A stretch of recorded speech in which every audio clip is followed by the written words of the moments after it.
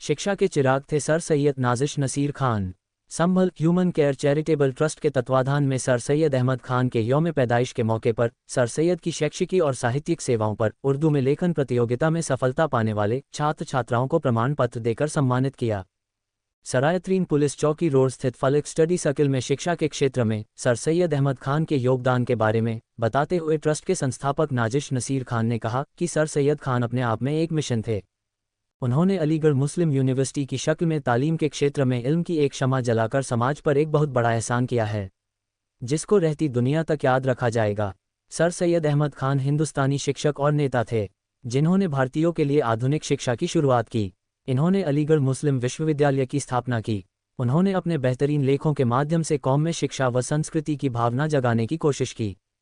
तालीम तरक्की का एक वाहिद हथियार है, जिसके ज़रिए इंसान अपनी और अपने कौम की तरक्की हासिल कर सकता है।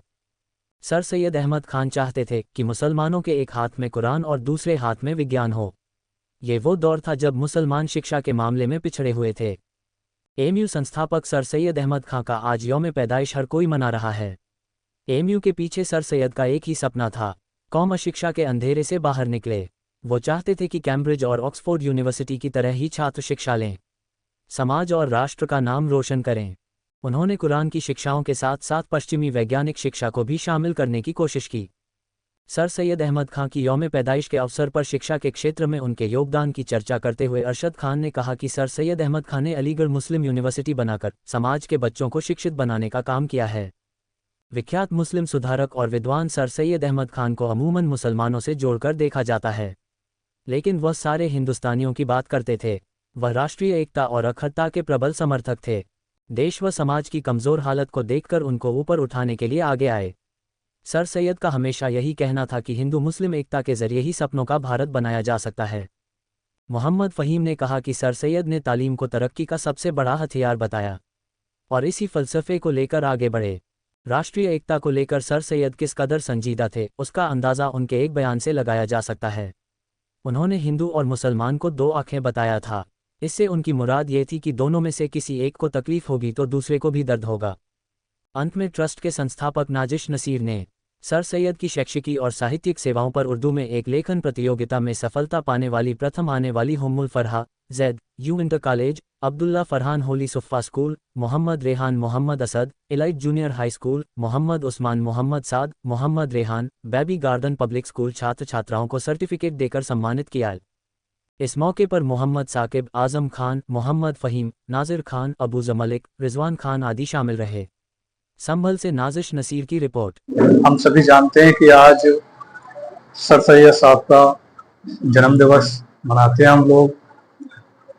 वो एक ऐसी हस्ती थी जिन्होंने हमारी कौम के लिए एक ऐसा इदारा शुरू किया जिससे कि सभी मुस्लिम कौम शिक्षा के क्षेत्र में आगे बढ़े। उनका मकसद था कि शिक्षा एक बेहतरीन हथियार है। उन्होंने कहा कि सभी मुसलमानों को एक हाथ में कुरान रखना चाहिए और दूसरे हाथ में विज्ञान रखना चाहिए, जिससे कि कुरान से तालीम हासिल हो और विज्ञान से दुनियावी तालीम हासिल हो।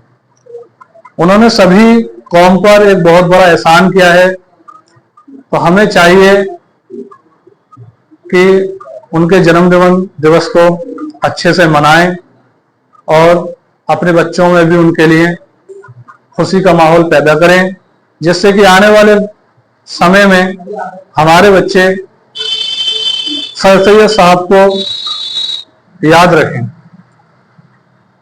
अब अगर हमारी कौम ऐसे ही शख्सियत को याद नहीं रखेगी जिसने हमारे लिए एक इतनी बड़ी यूनिवर्सिटी का काम किया, तो कौम के लिए उन्होंने बहुत अच्छा काम किया। मैं चाहता हूं कि सभी माँ बाप अपने बच्चों को अच्छे से अच्छी तालीम हासिल कराएं और उन्हें यूनिवर्सिटी के लिए जागृत करें।